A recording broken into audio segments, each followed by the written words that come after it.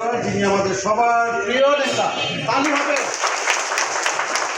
আসসালামু আলাইকুম ওয়া রাহমাতুল্লাহি ওয়া বারাকাতুহু। সম্মানিত উপস্থিতি, ব্যক্তিগতভাবে কারণ আমি বলবো না, শুধু একজনের কথা বলবো, আমার উস্তাদ, আমার শিক্ষক মুয়াজ্জিন সাহেব, উনি আমাকে ছোটবেলায় আলিফ বা তাসা শিখাইছেন।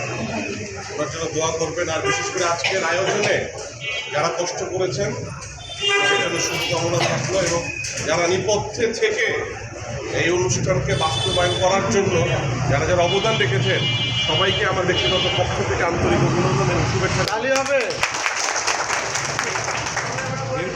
আমাদের এই ত্রয়োদশ জাতীয় সংসদ নির্বাচনে দেখেন, পদ থাকলেও তার চেয়েও বেশি কাজ করা যায় পদ না থাকে। আপনারা পদ ছাড়া যে কাজ করেছেন এটা রীতিমতো খুবই প্রশংসিত।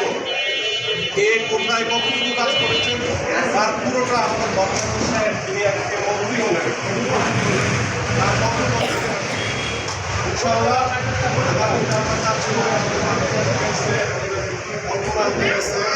তারা যাদের সামনে ভালো চেষ্টা করবো ইনশাআল্লাহ।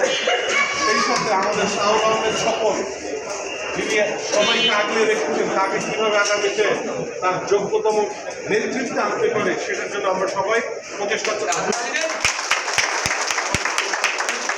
আমার সাথে আমার ওয়াইফ আছে, শরীর খারাপ,